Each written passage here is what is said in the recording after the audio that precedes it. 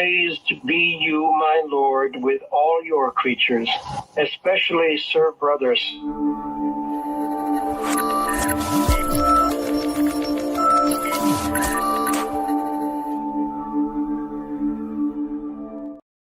Of you, Most High. Praised be you, my Lord, through Sister Moon and the stars. In heaven you formed them clear and precious and beautiful. Praised be you, my Lord, through Brother Wind and through the air, cloudy and serene, and every kind of weather through whom you give sustenance to your creatures. Praised be you, my Lord, through Sister Water, who is very useful and humble and precious and chaste. Praised be you, my Lord, through Brother Fire, through whom you light the night, and he is beautiful and playful and robust and strong. Once you've watched this video, I want you to join us and support us in our fight to save our environment and saving the Bahamas. Good afternoon, Bahamaland, and welcome to another edition, which is going to be an exciting one. Voice of the Bay's Environment Speaks.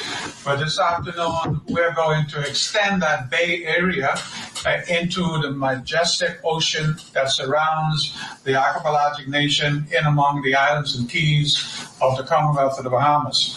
There's some very serious matters taking place within them, and we have two eloquent people here who spend an incredible amount of time making sure that our ocean, our Bay Area, our creatures within those areas are being protected and taken care of. And I'm going to ask my co-host, Javon, to introduce our special guest this afternoon.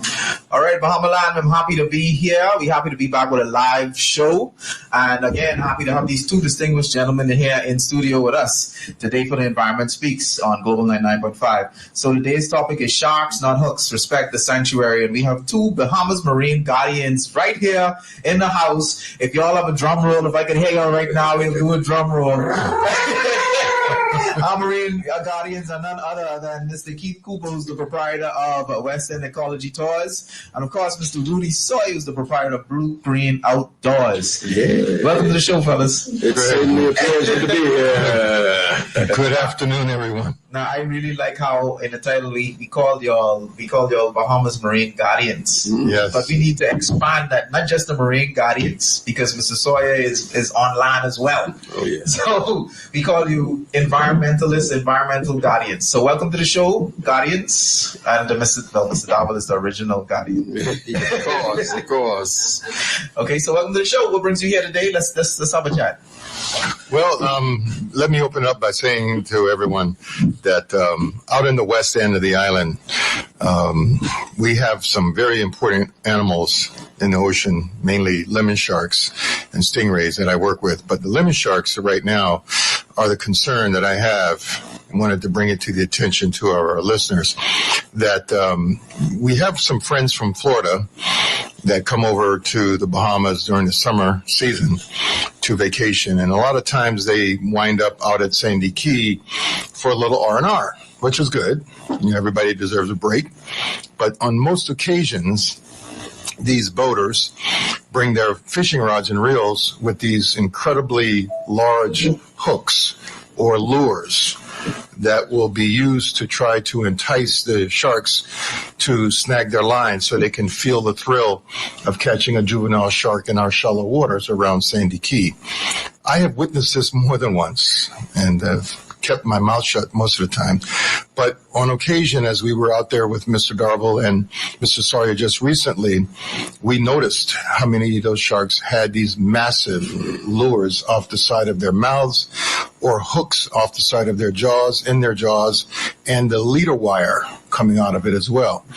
These things look entirely painful to these sharks, and we know that any animal that has a hook in its mouth cannot consume its food properly, and therefore it's limited in its ability to hunt as a predator or consume food that are designed to take out of the ecosystem. So today we want to address awareness about this issue to the public, and that we should also encourage our illustrious leaders in our government agencies, especially in marine resources and other areas, to help us to educate the boating community from Florida that there are laws in the Bahamas that they are not to violate or they should be aware of. And a lot of times these boaters assume they have more rights than the Bahamians, who might be at least advising them and encourage them not to do certain things in violation of our Natural Resources Acts. So this is what the topic is about today, to try to see if we can work together with our friends here, not only in the Bahamas, but overseas, as well as through the Ministry of Tourism and the Ministry of Agriculture and Natural Resources, and whatever agency is appropriate in helping to guide and educate the boating community, not just in West End, all over the Bahamas. Wow. Keith, that situation West End last week was absolutely despicable. Really, even now, I can almost feel the discomfort of those beautiful lemon sharks parading around, with big hooks in their mouths and lures, etc., hanging from them. And we must understand, when our neighbors come from Florida to fish in our waters, they should be mindful of the regulations we have. Sharks are protected in our waters for a very significant reason. They form an indispensable aspect of protection of our marine resources. Even though we may not understand that perfectly, there was a time some years ago when we could haul in sharks and we could eat them, etc., but that is not the case any longer. And therefore, these individuals who come over, and they come very close to, I've observed them not on that occasion last week, but I've seen them there often. They anchor right off the areas where you attract the stingrays and the sharks into that area, and that they know that these animals are easy prey for them. And we've seen them casting out the lines, catching these sharks, dragging them up to the boat, and just cutting the line, and they go off. Now, there are two things that I observed that are missing in there. Many times I've gone down to Sandy Key off Western Grand Bahama. I have never seen our marine resources circulate and protect in that area. That is the area closest to Florida. And Floridians come over. And I want to say this because this has been bothering me for a long time. When Danny Jones was alive, and Frank Hagan and I, and we go off way beyond Sandy Key, I think called Memory Rock, and we sit out there and we would catch snappers, etc. The people in Florida, they come over. We were not allowed to wear tanks or any gear except snorkels and a spear. But they come over and they walk the bottom of our ocean, taking everything, counts, lobsters, fish, etc. And then many times in visiting friends in the intercoastal area in Florida, I would be sitting there listening to the fishermen bragging about the amount of lobster, fish, and groupers that they brought from the Bahamas. And they bring them right over there and they sell them to the restaurants along the coastal area, the intercoastal area in Florida. Now, somehow, we need a patrol in West Grand Bahama immediately, because what they're doing to our environment is despicable. When we were down there the other day, there were probably about 12 or so yachts anchored around that key. And you can bet they were all there enjoying the spectacular view, but they were fishing as well. And they catching these sharks, bringing them onto the boat, cutting the line and letting them go. And when I dove under it and saw that beautiful lemon shark just going by with all of this stuff hanging out of his mouth, it made me almost puke. I mean, it's despicable what they're doing to our resources. And that's why I'm so glad to have you and our great Rudy here this afternoon, because you two have been in a phenomenal advocacy for our environment generally, but specifically for the ocean. What do you think needs to be done in terms of managing the kind of protection of that area? Well, Joe, you asked the question after giving an answer. You great. Certainly, we saw the problem, well defined and everything else, and we experienced it. We know the law. These sharks are protected in the Bahamas. These guys come over in the boat. The attraction of the Bahamas is what it is. Sandy Key with all the. We could understand that, but respect the laws. But you also indicated that there's a lack of authority figures in the area, in this very popular area. And sometimes it doesn't just take going in there like a police and going in and demanding, etc. Just having a presence of authority patrolling the area will actually even cut down on some of these despicable actions that are happening. We saw the lemon sharks, in Keith's operation, focused primarily on the stingrays, these lovely angels of the sea, etc. If you go through the experience, coming up to the beach and these, Keith guides, and they guide him, whatever, etc. But they come in and they interact with us, closely. They even kiss them and hug them. And then, over the time, I've been there with Keith at least 6 times. I tell him anytime there's an opportunity, let me know. And so I'm out there, and I saw the lemon sharks initially years back, or, might have only been 1 or 2. They were in a distance. Now, and they're all still juveniles, but they're a little bigger juveniles. Now, when we were out there, was at least a half a dozen of them. Right around. And they're coming right up and everything else and interaction. And to have these folks who are coming out there having disregard, and you can imagine Keith doing his beautiful operation in safety and everything in concern. And, they can even do some chumming of the sea, waters that attract sharks. And you can imagine them going out of the way and getting crazy while he's out there doing this sort of thing as well. No, I think part of one of the suggestions that you made as you identified the problem was really let's demand, let's certainly request, whatever it takes, cajole to the authorities to actually do something to increase some patrol in this area, a popular area for these Floridians to come in, but show a presence of authority around there. And if things go off, Keith could feel a little bit more comfortable to call somebody who's going to be in close proximity to react to some of the things when they go off. That's the thing too. Like I'm thinking that all of the areas that are close to land masses that's not a part of the Bahamas should be patrolled or should have some type of presence there, right? Because in the more southern islands, you have more defense force presence because you want to stop certain parties or people from coming in from the south end. But it's kind of like a negligence for that area because you're thinking what? Like they're Floridians, they're going to bring in money, but at the same time, it's our environment. Like Keith, there's been a few times where you spoke about some maybe incidences that would have happened right here on the show from guests that are so close. Like it's how much nautical miles to 56 miles. 56 miles. That's really close. Like on clear nights, you can see the lights? Almost.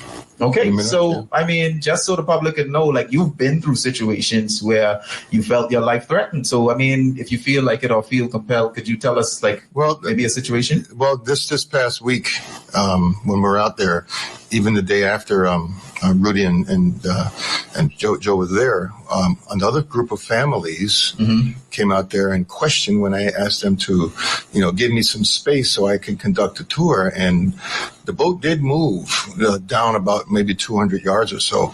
But the lady came off the boat with her children and came up to the group and asked me why I was doing that and why we couldn't. I said, ma'am, I didn't say you couldn't come to the island. I said I needed a space to do my work because I have a job. I'm a company.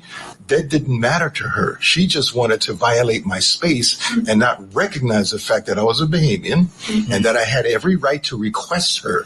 And I was done as very nicely as I could. But when they come and they antagonize me in front of my guests, that can become a major problem. Okay. See, so I encourage our government to, when they're traveling to the world, going to boat shows or going on sales missions, to bring some of these laws into the flavor of these boat shows, especially in Florida, where all these people know. A lot of them come here knowing the law and violate it anyway because there's no enforcement to capture them and catch them. So when I go up to a boat and I threaten one guy, not literally threaten him, I told him, I said, sir, if you don't move your boat, I got my phone. started taking a video, and it was suggested to me by the Royal Bahamas Police in West End and other government agencies. They said, just take a video, get us the boat numbers, and we'll take it from there. Good. When I did that, then the guy finally moved his boat to give me the space I needed to work. So that works to a degree. But there are others who will just come right up to you and just interfere because they feel like, though, I don't have any rights and they have all the rights. Yeah, that kind of reminds me. I went to the boat show. I love to go to the boat show in Florida. And they like to show off the features of these boats. And one of the features was the selling point. The guy was like, okay, you could see everything in 3D, 4D on the ocean floor. Right. I say it's that much easier for you to fish, that much easier for you to. It's like, while a lot of people have their water glass and putting it to the glass, say, no. The boat has the technology to scan. And so it take all of the fun out of sitting down with your pole and wondering what'll bite. You know what will bite, and you know where it is. That's exactly right. So I think overall, just more awareness, and the campaign that I'm making now, along with Joe and Rudy's help, is, and the reason why I take these guys out there is because I want them to, on occasion, especially during the summer, if it does occur, to witness it with their own eyes, so that it's not just one man not just you making this noise. Because when they actually saw the sharks and they actually saw the amount of boats there, it was crazy. It was like, how do you get any space? And that island of Sandy Key is about 7 acres. It's pretty big, but they all want to crowd, it seems, in one area where they see my boat. I don't know if these people are aware who I am or they're just being, I don't know, rude, whatever. But it's just, this happens every single year without fail. These boaters show up. Just answer me that question, either Rudy or you, Keith.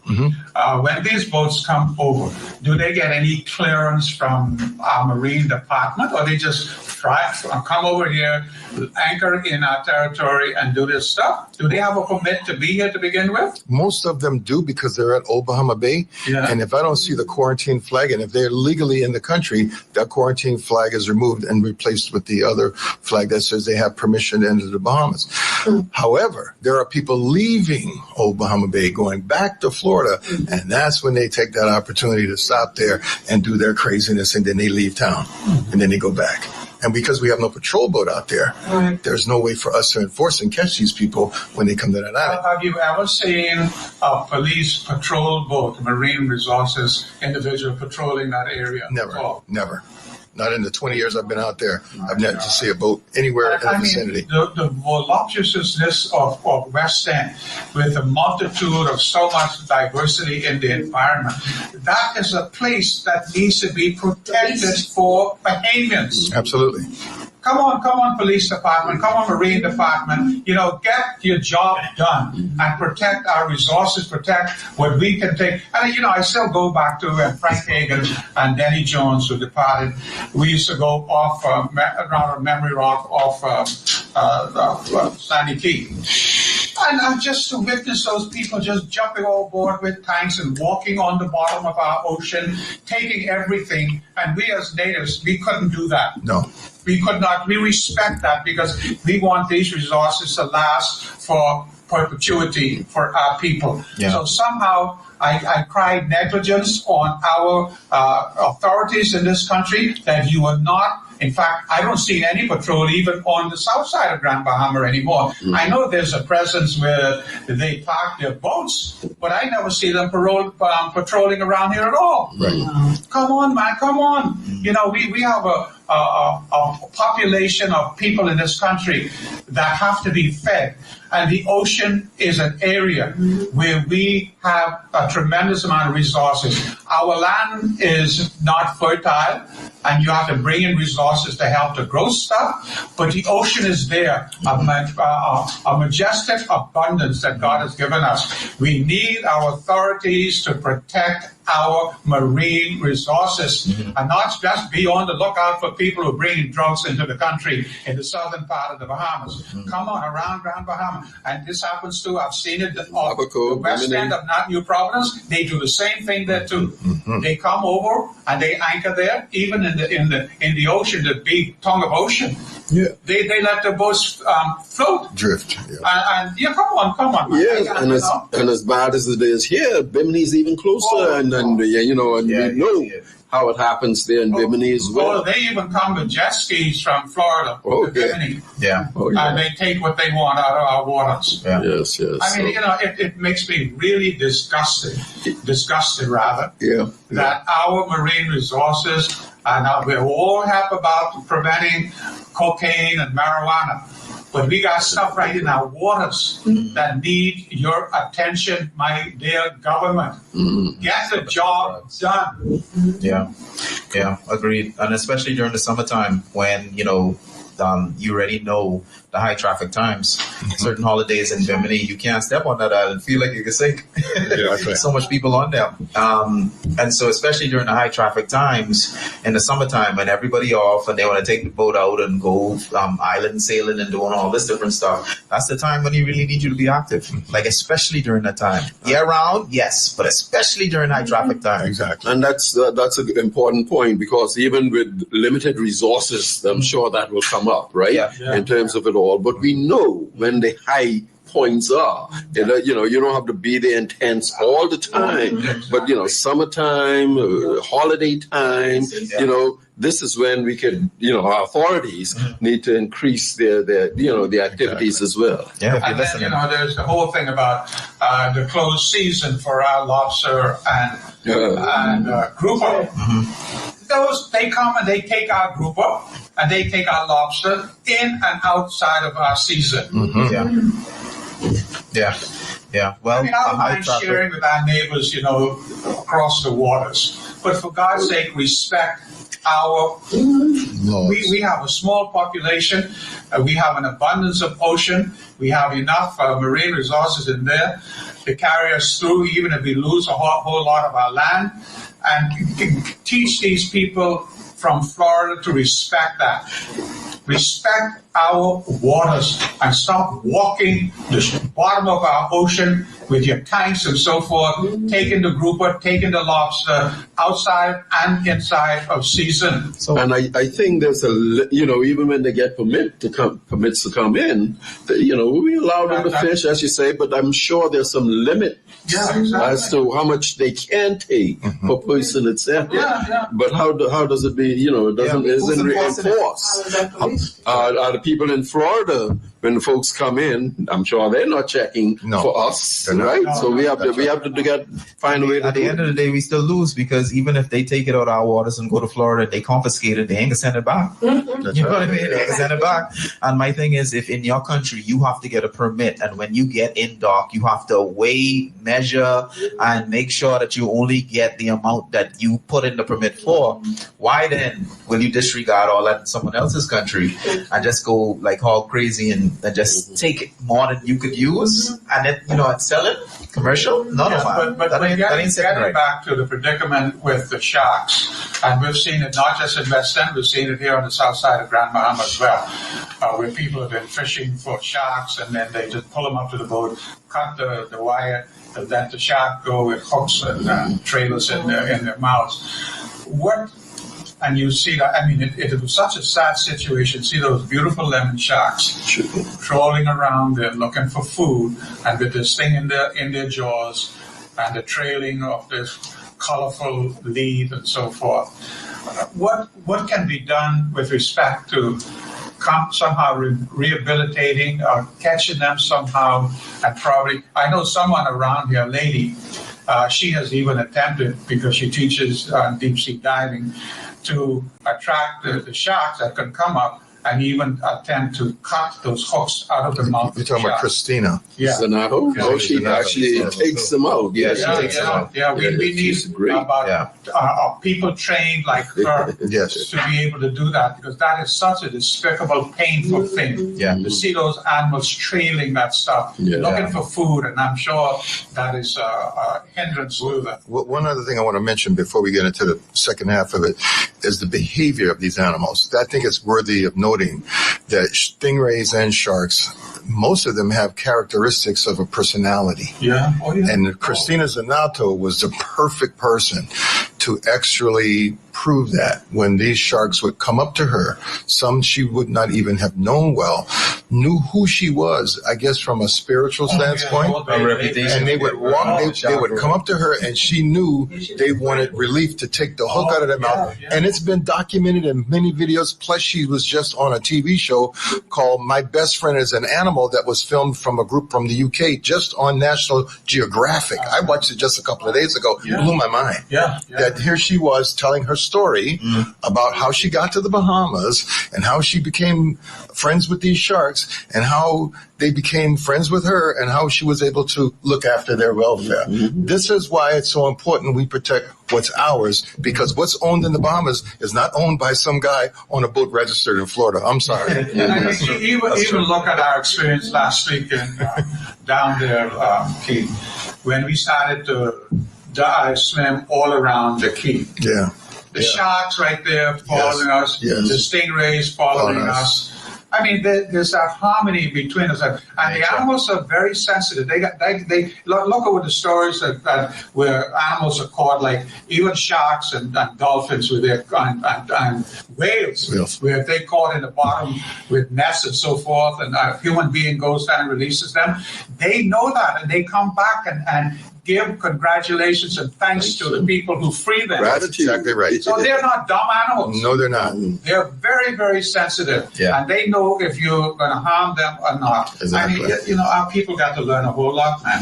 Listen, this whole thing with the behavior of the animals and humans, and a lot of the criticisms I hear from people saying, well, you shouldn't be in the water with them, shouldn't get near them, you shouldn't do anything extracurricular or out of the abnormal. Let me tell you something. Before I even arrived at Sandy Key, some 20 years ago, our grandfathers and other fishers would go to that island, and in those days we know sea turtles was allowed to be harvested. They would have so much fish in their little dinghies. They would wind up on the key in case it was a storm, and they would clean their fish there because they had so much weight. They couldn't take it back to West End because they knew that if they got into a squall, that boat could flip, that boat could sink because they couldn't bail it out fast enough, right? So that island was always used as a sanctuary or a stopover for our own fishers back in those days who used that island for that purpose. Okay, my grandfather, when I was a baby, a young boy in West End, my grandmother wouldn't let me go in the boat with him because she was afraid I was going to drown. But these are the stories that remind me from a childhood how important it was and how they looked at nature as not just a form of sustenance, but a way to protect it for future generations so that we would have something to eat when they were gone. And now that they're not here, it's our job, it's our responsibility to carry on that message, that very silent message that they did not really know what conservation was. They did not realize how important reef systems were. They just knew these were areas to find food to eat. And it's still that way today. Sustainability. And that's what we are the stewards and the protectors of going forward now. We have to do it for the generation that's coming after us. Of course, with a different twist in terms of knowledge and maybe a little bit more education in terms of how the relations are. But it's the same thing, that our forefathers and foreparents had. They did things to keep food particularly being produced and coming back for their children to keep on going, but also to maintain that for generations. So we have that responsibility too. So when we see these people, particularly with the story we're talking about, with the boaters coming in and messing it up, we have to make the demands as we are now. Let's do it. It's very... Again, makes me angry, literally angry. And talking about on this line as well, what Keith is doing in particular, in terms of, all right, we talk about guests, and most of them are going to be tourists coming to the island, but it's an educational experience. It is an educational experience that we want to share. He does it with his tours and his experience with other Bahamians and others coming in. It's important for Bahamians to realize that these tourists who are coming in, they're actually going through the experiences when they buy our tours. They're getting the experiences of Bahamians. We are the ones who are conducting these tours. We are the ones of knowledge. And obviously other Bahamians need to also share in that as well. And we are quite willing and trying to encourage more to experience this wonderful world. If we don't have to break away, what Rui is saying is very essential to the part of the education of our young people, which is why our companies want to encourage more of these high school and junior high school and elementary students to come out and be a part of our experiences so that they could learn what we're doing. The only way we're going to reach the next generation is to bring them along. Yeah. Literally by having them come in and join us and see what we do for a living. The government has mandated all across the Bahamas and even other countries around the world that ecotourism is the fastest growing tourism segment in the world. Yeah. Why? Because people all around this planet are looking for experiential experiences. They're looking for opportunities to connect with nature.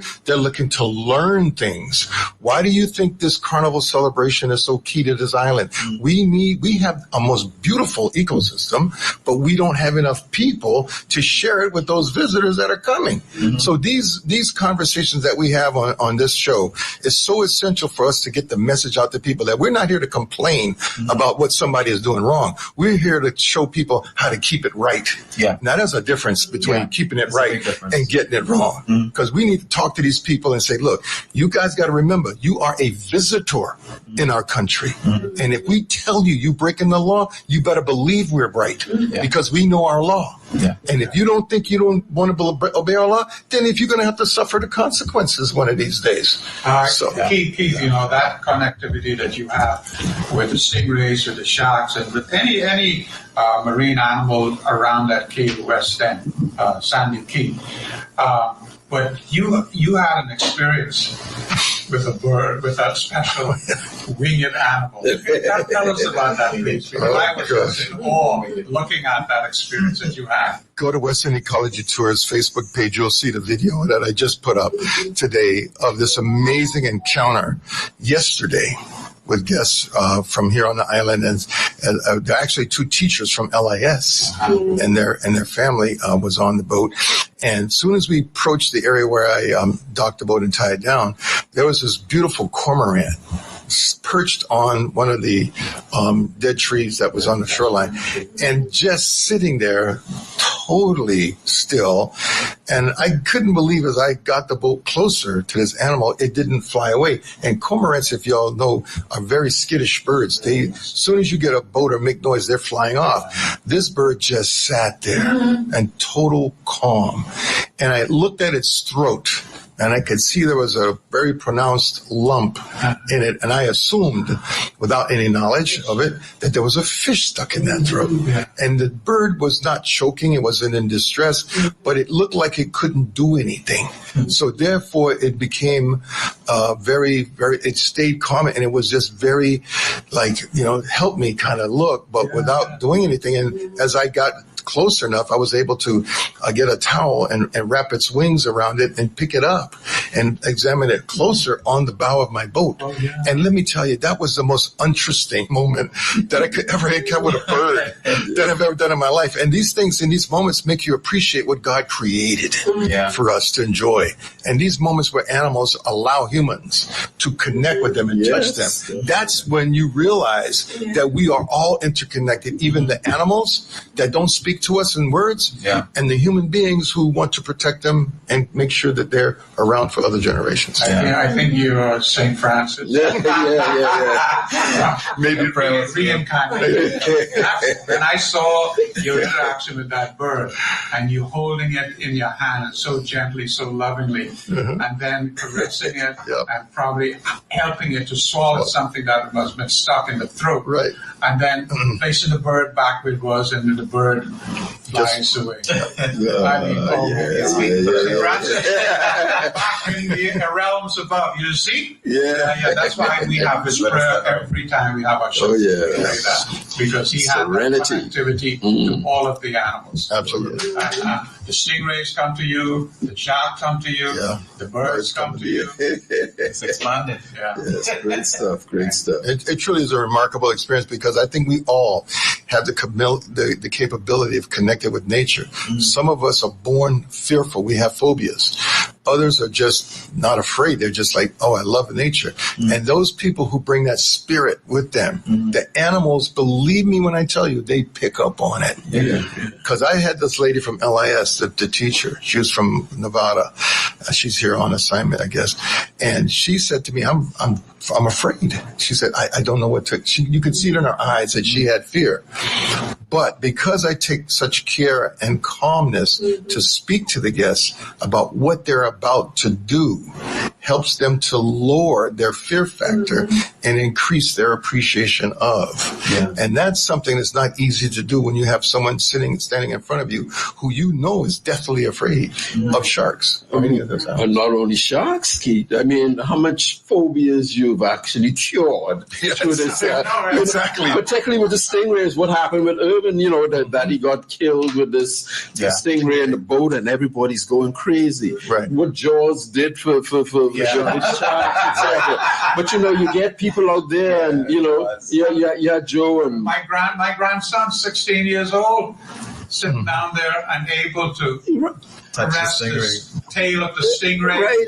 Oh my God. And all of that, and they come in and the setting is so comforting. You yourself, I have a similar sort of experience talking about laying these phobias. My feature of these particularly is with the blue holes. And with us in the Bahamas, even in China, I had a Chinese out there when I was trying to describe, and when he realized what he said, "Oh, you're talking about the dragon hole." But the thing is that we got the same thing about the sucking, and you're gonna go in there, etc. And I go through the experience of being in the blue holes for over 12 years, going in all kinds of conditions, flowing in, flowing out, rough, etc. And suction, the greatest challenge I find is really just the opposite. When it's flowing the other way, trying to swim into it, you can feel the pressure going or pushing you out. So the thing is, if it's anything else, it's just the opposite. If it's anything, it's going to push you out rather than etc. But it's a whole world in there. Talking about the blue holes, it's like a natural habitat. Fish that you would normally expect to see in the ocean, you could see them in these blue holes that might be only 100 yards off from the shore, and to be able to get that experience so close, and keep you being on that, etc., to be able to get that as well. So again, the things we do, and at Barry's place with the turtles, the best place to experience, the sea turtle in their natural. We don't do anything, to attract these. We just take it as nature gives it, and then folks could go out there and just swim around and see things as nature's meant it to be. We're not like Disney or the Carnival or whatever, or who's going to look at something and say, oh, we're going to try to replicate that. And then they get everybody so attracted to come to it because of the big money they spend. But you could get the real thing through these experiences that we're able to do here. And it's nothing better than that. Absolutely right. Well, I want to just say how much I appreciate this opportunity to be able to educate our Grand Bahamians about the things that we're doing, because we really do have a unique opportunity in front of us to take our natural world and share it with the rest of the world. And if we don't do that, it's our fault. And we know what we have is beautiful. I think what's going to bless us is when we get our young people. And I'm really passionate about these young people, especially in the schools, and going out and being able to take our companies. Like we talked about it from the National Eco Tour Operators Cooperative, about taking our organization members and actually getting with the Ministry of Education and saying, can we come to your school and talk about ecotourism? Can we talk to the children and show them videos and take some of them on tours with us? Can we do this? Okay. And if we can get some sponsors to help us with some of the freighted costs, we'll do it at a very low rate just to give the children an opportunity to walk into this world that they own. not us. They're the caretaker. They're going to be the future caretakers of this planet. So we might as well start getting them ready today, like we've been doing through the Save the Bays and through the programs. And running the programs that you all have been doing. Fantastic. We need to do more of that. We need to encourage our Ministry of Education to do more of that. We need to encourage other government agencies to encourage more of that. And the more government agencies get involved in pushing that message, the easier it's going to be for us to bring our children into this world a little bit better. Those are solutions that I believe will work. Yeah, just saying connected with that is that, our children through our programs, the Youth Environment, the YA, Youth Environmental Ambassadors, and then the advanced program, the cadets, most of them, when they finish high school now, they're going into marine science. Yes. And that is absolutely phenomenal, because we've had a number who have actually been employed at the Coral Vita. Yes. The Blue Action Lab. And almost everyone, they have this passion, and that's what we need to instill into all of our young people, because we are an island nation. We're surrounded by water, surrounded by ocean. And I've advocated, I'm a member of the Council for the Board Ministry of Education, and I've advocated in there that every single child needs to know how to swim. And now, my former student who's the Minister of Education, Glennis Hannah, bless her beautiful heart. She's trying her best to get this established in the school systems in Nassau. And through the YMCA, which I'm on the board there, we have hundreds, literally every year, thousands coming in there to learn how to swim. Great. And then we need to move them, as we do in our YA program and our cadet program, we need to move them out of the pool into the water, into the Bay Area, so they could swim and they could see what's out there. We got to do that because we're an island nation, and we're going to consequently, because of climate change, sea level rise, we're going to lose a whole lot of. We're losing in the last 10 years. We've lost on the south side of Grand Bahama. We've lost about 20 feet of the coastal area. If you go out there now, you see those big casuarina trees who were way back in the land. Now they're falling over into the ocean. So that's how rapid the climate change has the impact on our ocean because of the sea level rise, the heat, and all of that stuff. So we got to train them to not only appreciate that, but to care for it. And again, I don't know, bellyache or not, but I want my government to look at West End, because that thing really disturbed me when I saw there happening to all of those people. Let them come. Let them enjoy it, for God's sake. But don't fish there for our sharks and to then release them and leave us in their mouths. And especially when you have a Bahamian doing a business, etc. At least give him space to operate. I told him he needs to have a floating thing there, circulating, protecting his area. Even if he has to get a permit for it. In fact, I'll give him the permit. Well, right. This is my island and my where I land, and man. I give God thanks. I grew up on Long Island. So once again, you're listening to the Environment Speaks. Believe it or not, we have about 15 minutes left of this conversation. That's what time flies when you're having fun. So we'd like to hear from you. We want to engage with the public. So call in. Call in, please. 602-1033, 602-1033, and chime in on this very important topic. We're talking about respecting the sanctuary, especially when it comes to sharks. Sharks, not hooks. With our two capable marine guardians, I got to call y'all ambassadors.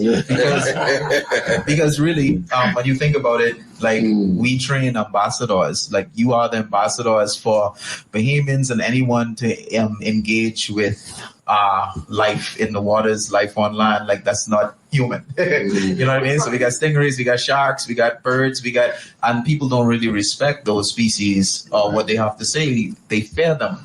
And so you are operating in the capacity of an ambassador to really show people like, hey, these animals have sense. Right.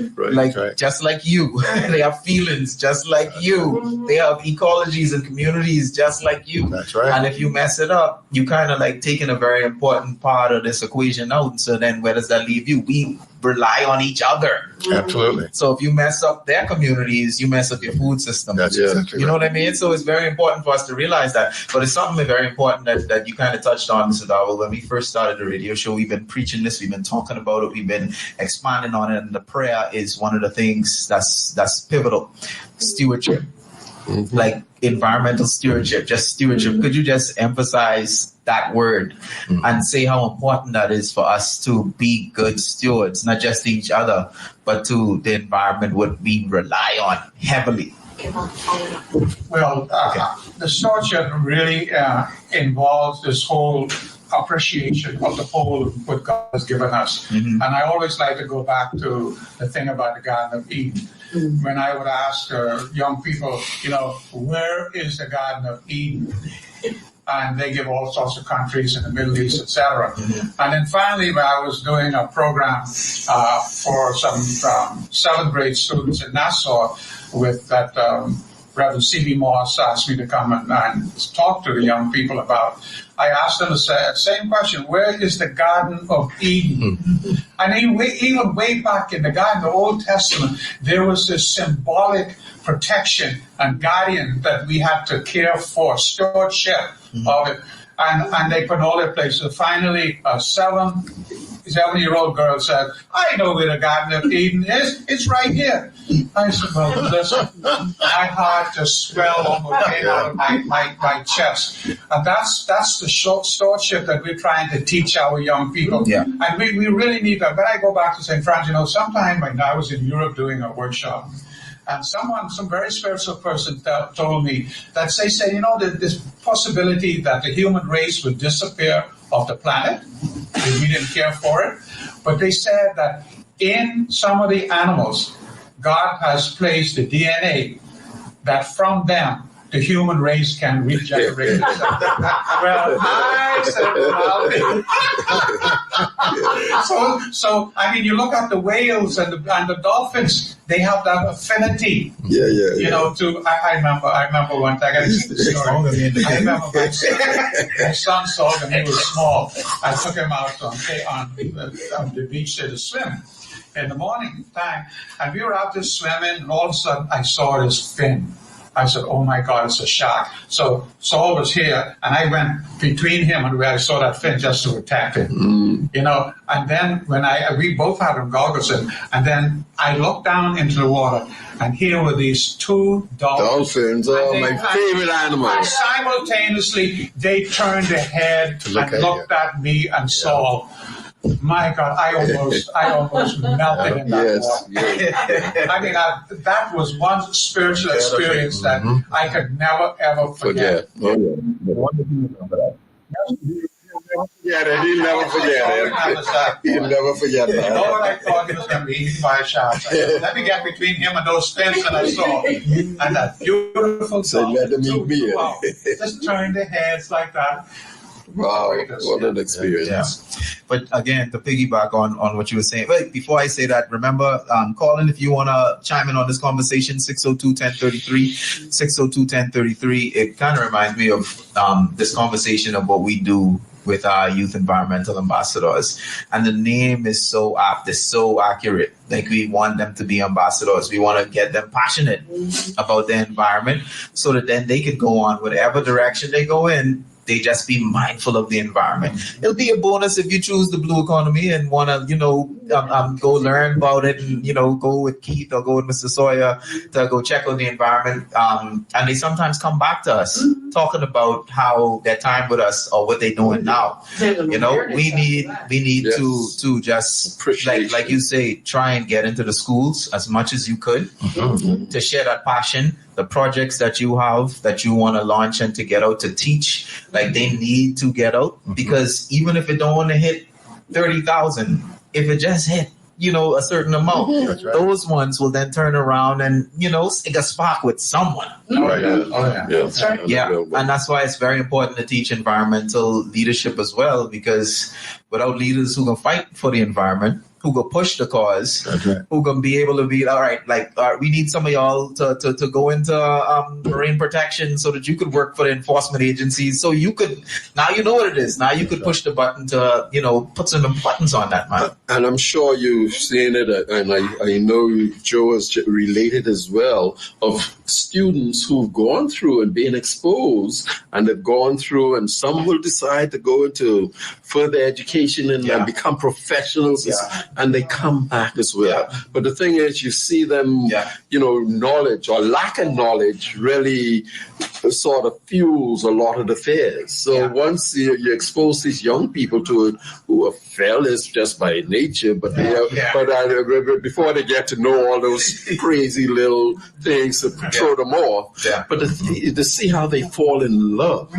once they know things, etc. We see that, and then they go off, and even if they don't continue in the area, their appreciation for the environment, is really worth it as well. Even when Javon and the team, when they take our YAs or the cadets out and they do a beach profiling, or they take samples of the water, the salt water, etc. Yes. I mean, it's just a phenomenal experience watching the kind of meticulous manner in which they do that, because it has to be done scientifically. Yeah. We have a lab in our waterkeeper setup, so they have to come back and they have to measure it according to, and we have to send the results. Where do we post the results?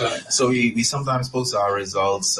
There's a magazine that we post our swim guide results. So when we test the water, and if it comes back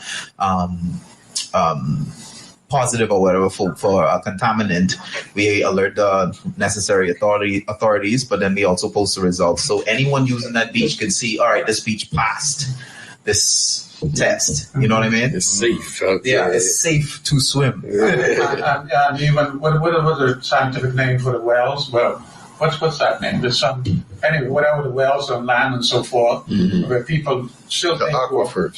The water aquifers, freshwater aquifers. We take samples from them as well. So we'll let them know whether or not the well water is contaminated. So that type of experience that our young people have makes them always mindful of how they can protect, how they can preserve and protect the environment and correct it if something is wrong with, our water table, our ocean, etc. Yeah, and we also got to lead by example. So anytime we go do this stuff, we take garbage bags with us, because you're guaranteed to find trash on the beach, anywhere near, anywhere. You know what I mean? So it like cleanliness is next to godliness. So we can't go there telling people like, hey, speak good stewards of the environment when we ourselves don't take the opportunity to do what we could when we could. I mean, the worst thing in the world we could ever hear is, oh, I can't do this, or they don't try to do something, or try to come out and clean up some trash, or try to do one small thing. Like, we could use everyone in this fight, in this cause, whether you're a teacher, student, a radio personality, owner of a business or whatever. We need everybody. This is the Bahamas is your business. That's right. So we need you to pick up trash. We need you to come out and come and see, come out your bubble for one summer. Let this summer be the summer you come out of your bubble and go check out Western Ecology Tours. Go check out Mr. Sawyer for Blue Green Outdoors. Like, come check him out and come see. Go experience the Blue Hole. Like, a lot of you have only seen a blue hole online. You've seen like influencers diving into blue holes and they make it look a certain type way. Come find out what it really is about with Mr. Sawyer, Like, there's so much things you could explore for those who are off right now looking for something different to do. Go on the four-wheelers. Go to, zip lines, but also come out and enjoy the natural environment and learn a little bit more about what this island is about while you have the time. And my business is Blue Green Outdoors, and that was all so deliberate. The blue represents the marine part of what I do, and you did make mention that I also do the land, which is represented by the green.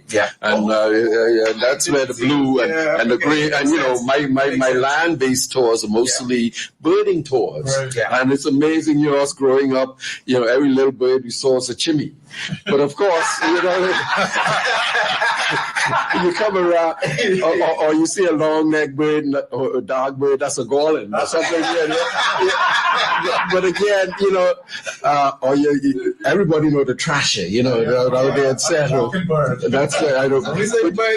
But then again, you get into really going out to see the birds. And, on this island of Grand Bahama, of all the islands in the Bahamas, we've more species have been seen here than any other island. We've actually identified over the years over 130 species of birds. These are different types of birds have been identified on the island of Grand Bahama, more than any of the other birds. Islands that you have as well. So it's amazing what you'll find there. They've nicknamed me in the birding club. It started out as the coppice birder. I said no, the bush birder. It's amazing to me. What I love to just go in there fishing, as we call it, or calling for the birds to see what comes out of the bush and to be able to identify them, etc. And it's part of it all. And you talk about posting. As birders, when we go birding, we post what we see on this international database called eBird. And anybody can go there and you could see the number of birds seen anywhere in the world, not just on the different islands of the Bahamas, etc. over time. So it's a wonderful world of, with the birding. Birding of blue holes. So they're not restricted to Grand Bahama. They go to all of the islands. And you recently were in Cat Island. Oh yes. Well, I was in Cat Island. That was two years ago, which is one of my heritage islands. That's where my mother was born. But I went there and I birded. For the week I was there, from north to south, and I identified it. I think it was about close to 60 different species during that time, and out of the species that I had identified, 5 or 6 of them were identified as seen on Cat Island for the first time by anybody. So I was able, so that's one of the great things of being birding, that you've seen something. Salvador. Oh yeah, that was last year at the birding club. Yeah, we had a wonderful down there with Jan, who's our guide, Jan Store, and she could take you to some bush. Oh yeah. But again, we're looking to possibly, as a bird, we have a birding club here as well. Dolores is also, Kelman is the president, I'm the vice president.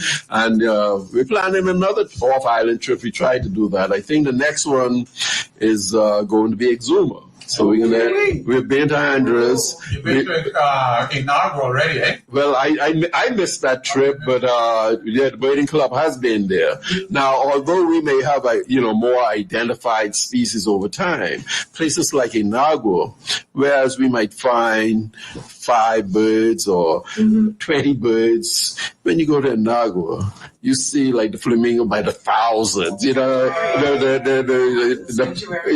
parrot, the Bahama parrots, they're in the hundreds, so they have them in spades, etc. It's a wonderful world. I have the chit chat. Anyway, Javon, you want to the announcement? Yep, I sure do. Okay, this announcement is from the. Hold on, I was getting mixed up. But anyway, this announcement is from the Second Chance Secondhand Shop. In today's economy, save money save money, and the planet is a win-win. At Second Chance Secondhand Shop, you'll find gently used items, clothing, household items, and more at unbeatable prices.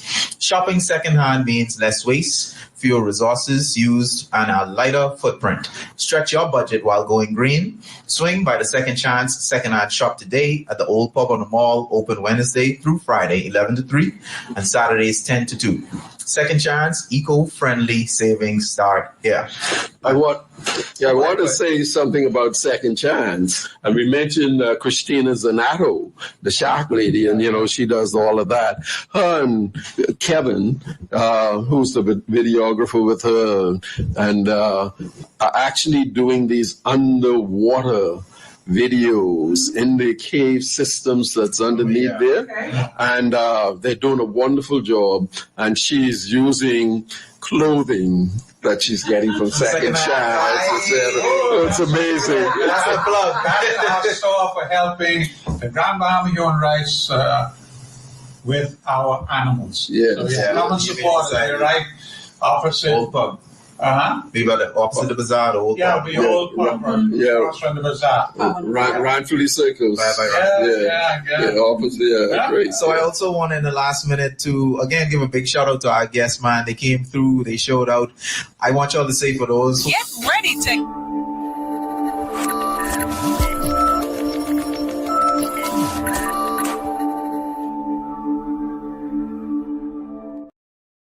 'Free fuel, grocery vouchers, water